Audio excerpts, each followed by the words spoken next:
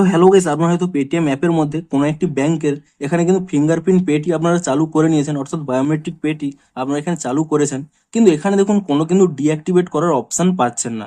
তো আপনারা এই মুহূর্তে চাইছেন যে আপনারা এখানে ফিঙ্গারপ্রিন্ট পে কিংবা বায়োমেট্রিক পে যে চালু করেছিলেন তা আপনারা কিন্তু ডিঅ্যাক্টিভেট করতে চাইছেন। তো তা আপনারা কিভাবে করবেন সেটাই জানাবো আজকের এই ভিডিওটিতে, তাই জন্য কিন্তু পুরো ভিডিওটি অবশ্যই দেখতে থাকুন। তো তার আগে ভিডিওটিকে অবশ্যই একটি লাইক করে দিন এবং এই চ্যানেলে যদি আজই নতুন এসে থাকেন এখনই চ্যানেলটিকে সাবস্ক্রাইব করে রাখুন এরকম নতুন নতুন ভিডিও দেখার জন্য। তো আপনারা যদি এখানে পেটিএম অ্যাপের মধ্যে আপনারা সেই ফিঙ্গারপ্রিন্ট পেটি ডিসেবল করতে চান কিংবা ডিঅ্যাক্টিভেট করতে চান, সিম্পলি কি করবেন দেখুন, আপনাদের প্রথম থেকে দেখিয়ে দিচ্ছি। এখান থেকে ব্যাক করে নিচ্ছি।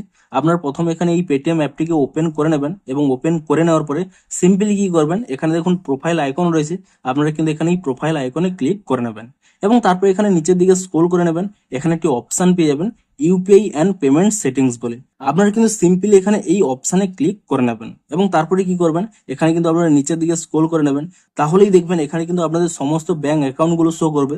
আপনারা সিম্পলি কি করবেন, যে ব্যাংক অ্যাকাউন্টে আপনারা কিন্তু বায়োমেট্রিক পেটি চালু করেছিলেন সেই ব্যাংক অ্যাকাউন্টের উপরে কিন্তু এখানে আপনারা ট্যাপ করে নেবেন এবং তাহলেই দেখুন এখানে একটি নতুন অপশন পেয়ে যাবেন বায়োমেট্রিক পেমেন্টস বলে এবং পাশে দেখুন এখানে কিন্তু একটি ডিসেবল অপশন পেয়ে যাবেন। সিম্পলি কি করবেন, আপনারা এখানে এই ডিসেবল অপশনে ক্লিক করে নেবেন এবং তাহলেই দেখুন ডিসেবল বায়োমেট্রিক পেমেন্টস, আপনারা কিন্তু এখানে এই কনফার্ম অপশনে ক্লিক করে নেবেন এবং তাহলেই দেখুন এখানে পুনরায় এনাবেল অপশন শো করছে, অর্থাৎ এখানে কিন্তু আপনাদের সেই বায়োমেট্রিক পেটি ডিসেবল হয়ে গেছে। তো আপনারা সিম্পলি এই স্টেপগুলো ফলো করেই আপনারা কিন্তু পেটিএম অ্যাপের মধ্যে আপনারা যে বায়োমেট্রিক পেটি চালু করেছিলেন তা কিন্তু ডিঅ্যাক্টিভেট অথবা ডিসেবল করতে পারবেন।